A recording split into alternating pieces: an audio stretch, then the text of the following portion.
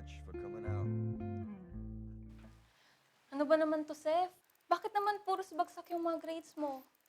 Wala ka ba talagang pagpapahalaga sa mga pagod namin ng mami mo? Pag-aral ka lang? Kung makapagsalita kayo, parang may pakialam naman kayo sa akin eh. Seth, bumalik ka nga dito. Hay! Lumalaki talagang bastos ang anak mo.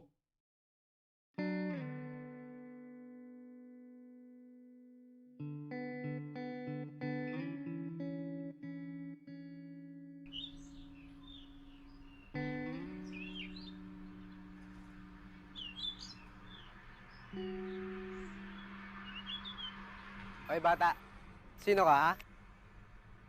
Bakit tumatambag ka dun sa teritoryo namin ha? Oo nga, baka gusto mo mabalian ng buto. Eh baka naman gusto mo ma-fingerlinking good. Who are you guys? You guys even own this place? Did you pay for it? Spoken in dollar pala te. Hoy rich kid, bawal ka dito ha. Hindi mo ba kami kilala ha? Kami ang mga batang hamog. Ako si Bibi Barako. Ito naman si Boy Antol. Siya naman si Anglet. At teritoryo namin to. Wala akong pakialam. Plaza to eh. Yung kayo sa bangkita ng babagay. Sing babako nyo. Tangina biglang nagtagalog ah. Abang yabang pala ah. Sige tara, hawakan mo! Bubugin! Hoy, ano yan ha? Tigilan nyo siya. Hoy ulit ba? Huwag kang makikialam ha. Aba bakit ha? Pati ba naman ako tataluhin mo ha? Nako! Tara na, baby barako! Baka di tayo santuhin yan ni Uligbay. Oo nga, tama sa Anglet. Basi na tayo. Sisiyang mo tulog ba? Babalikan kita. Okay ka lang ba, bata? Oo.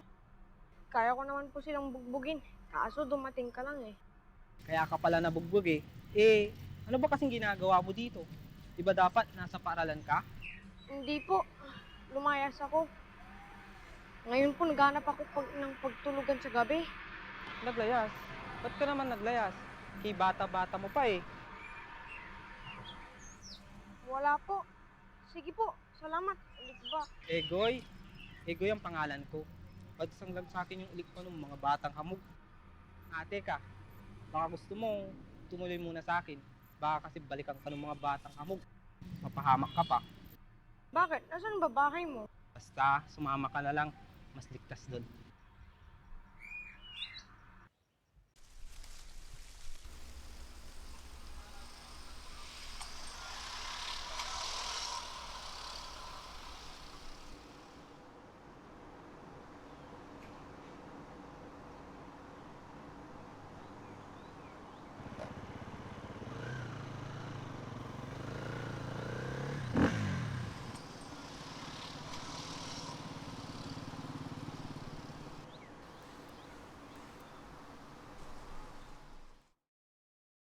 Dito ka nakatira? Bahay ba to? Oo naman, sa mga gaya naming mahihirap ang buhay, basta may masisilungan, bahay na. Nandito ka na pala kayo. Sino po yung kasama nyo? Ah, oo anak, si ano pala? Ano na pala pangalan mo? Chef, ako po si Chef. Ayun, Chef daw. At ito naman ang anak kong si... Hiyas! Ako po si Hiyas. Ang nag-iisang kayamanan ni Tatay Igoy. 5 taong gulang. Galing po kami sa bundok. Bumaba po kami dito para hanapin si nanay. Kaso wala po siya dito. Nakita niyo po ba siya? Maputi at unat ang buhok. Hindi katulad ni tatay. Maitim at kulot. Ikaw talaga oh. Pasensya ka na, madaldal talaga tong batang to. Okay lang. Tay, yung pansit, nakabili ka ba? Hindi anak eh. Bitin pa kasi yung pera ni tatay. Ibali sa sunod na sweldo uli ni tatay sa pagkakargador, bibili ako. Sa ngayon, eto, ngunay na muna. Diba, paborito mo to? Apa! Eto. Tara, kain. Ay, sige lang po. Busog pa naman po ako eh. Eh, salamat.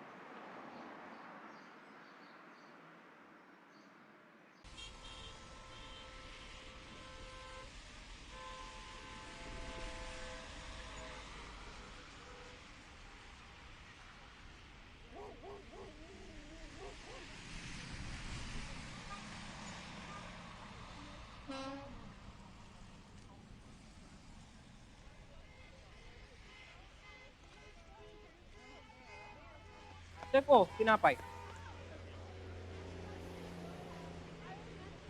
O ano yan? Pera po, pangbili ng pansit. Hindi na, itago mo na yan. Isa pa, ayokong nandini mo. Gusto ko kasi, pinaghihirapan ko yung ikinabubuhay namin mag-ama.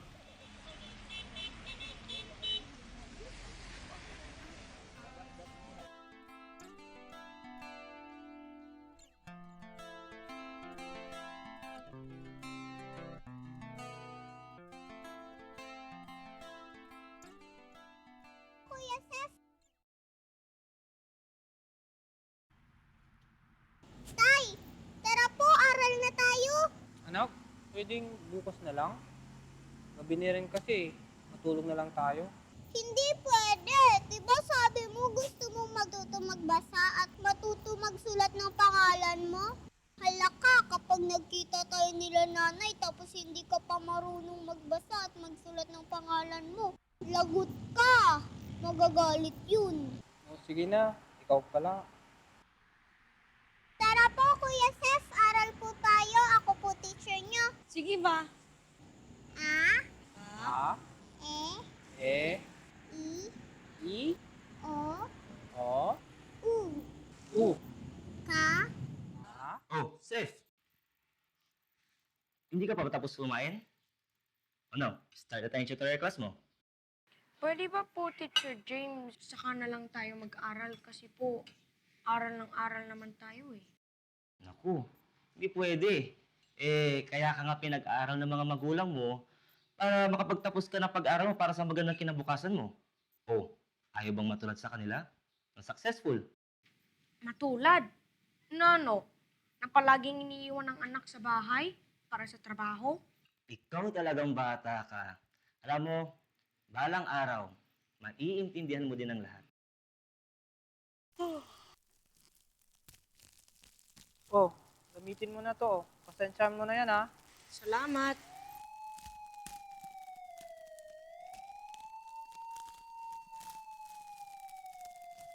Tay, hindi po ako makatulog.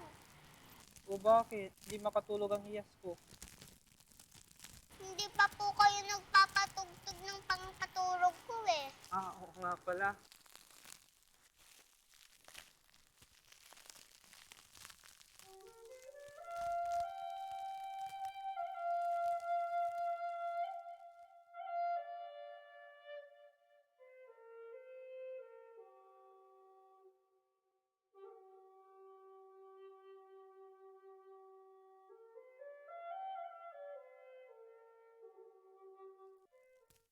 Lumayas ako sa amin kasi pakiramdam ko wala nang pakialam ang mga magulang ko sa akin.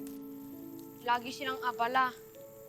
Kaya nga sa totoo lang, hindi ko mapigilang mainggit kay Hiyas. Kahit gaano kahirap ang buhay niyo, mas masaya kayong magkasama. Alam mo, maswerte ka. Kasi, ibibigay ng mga magulang mo yung mga pangangailangan mo. Yan kasi yung pangarap ko. Yung ibigay ko yung magandang buhay para sa kanya. Yung maialis ko siya dito sa silong ng tulay. Nabigyan ng mas komportableng tirahan. At kapag-aral.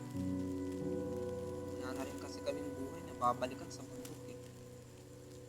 Kaya talagang pilit ako nagtitibaka dito sa syudad. Paano po kayo napadpad dito? Para hanapin ang nanay ni Hiyas. Bale, isang guro yun, volunteer na nagtuturo sa baryo namin dati. Nagkagustuhan kami. Alam mo, pinilit niya akong mag-aral dati kaso ayoko. Kasi naniniwala ako na sa bundok lang kami mabubuhay at di mahalaga kung marunong kang bumasa at sumulat. Ang mahalaga, marunong kang dumiskarte. Kaya yun, hindi niya na ako napilit at si Hiyas na yung tinuruan niya. Kaya kahit 3 gulang pa lang siya marunong na siyang bumasa at sumulat. Nakakahiya nga eh. Kasi siya na itong nagtuturo sa akin. At aminado ako sa sarili ko na importante kahit papaano marunong tayong sumulat at bumasa. Hanggang ngayon, hindi niyo pa po nakahanap ang kasama niyo. Sa totoo lang, nahanap ko na siya. May pamilyang iba. Decent yung lalaki. Decent yung lalaking kinakasama niya. Malayong malayo sa akin. Kaya yun, hinayaan ko na lang. Kasi alam kong doon siya magiging maligaya. Mahirap para sa akin. At hinihilihim ko na rin po sa anak ko para hindi na lang din siya masaktan. Kaya ikaw, umuwi ka, bumalik ka sa mga magulang mo, mag-aral ka. Nasa iyo ang oportunidad, huwag mong sayangin.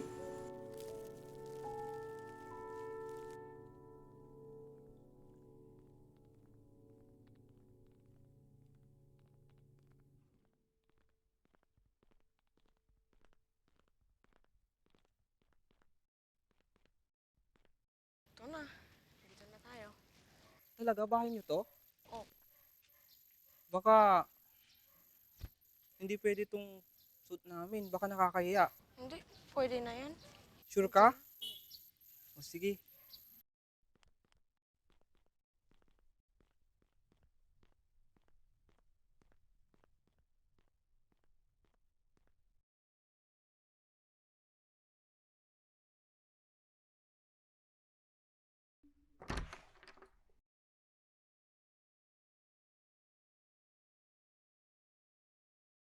Wow! Ang ganda-ganda ng bahay niyo naman, Kuya Seth. Ang laki-laki at ang bango pa. Di naman. Sige po, upo muna kayo. Pumunta po ako sa kusina magpapahanda ng pagkain. Sige, sige. Tay, dun muna ako sa labas. Hindi na. Huwag kang magulo. Baka makabasag ka pa dyan. Wala tayong pambayad. Maglalaro lang naman ako sa labas eh. Hmm.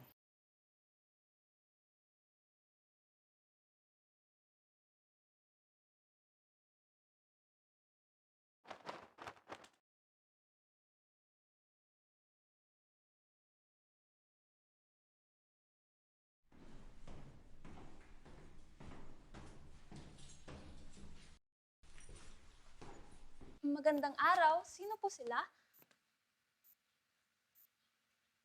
Ego. Anong ginagawa mo dito? Nasaan si Hiyas? Egoy, sandali!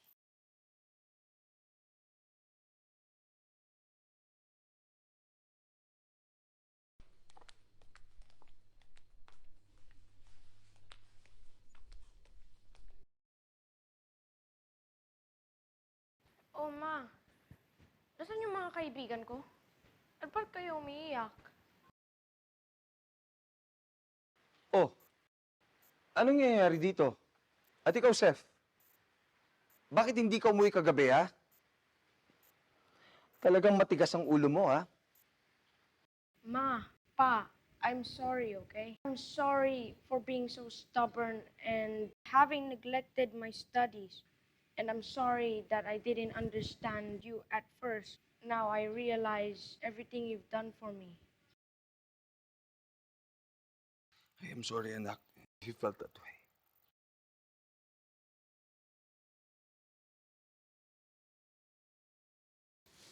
Ma, huwag na po kayong umiyak. Babalik ako. Susundan ko muna po yung mga kaibigan ko. Seth, anak, sandali!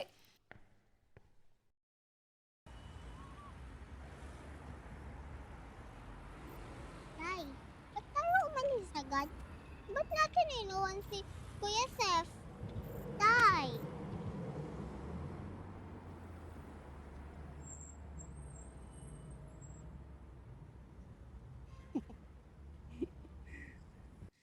Tignan mo nga naman. Makasalubong pa natin si Ulikba.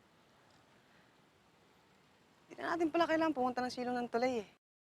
Kasi siya na mismo yung lumapit sa atin. Ano pa hinihintay mo? Banatan mo na! Ano ba? Bitawan mo ako! Naalala mo yung sampal mo sa akin? Ano? Etong sa'yo! Bitawan mo ako! Ano? Tol, banatan mo na! Higpitan mo ah.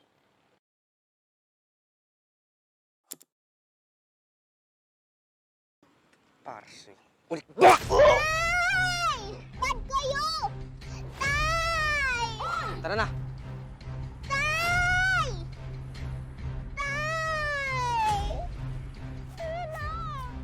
Igoy! Kaibigan! Hoy! Tay!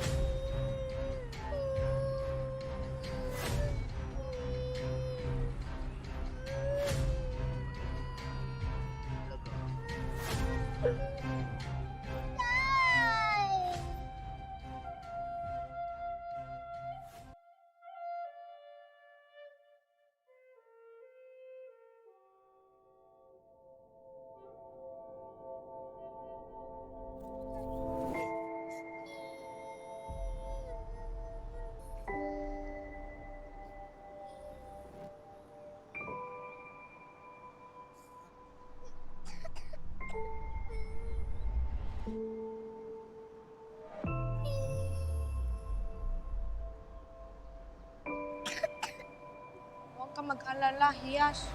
Mula ngayon, sasama ka sa amin. Ako na magiging kuya mo. Sige po.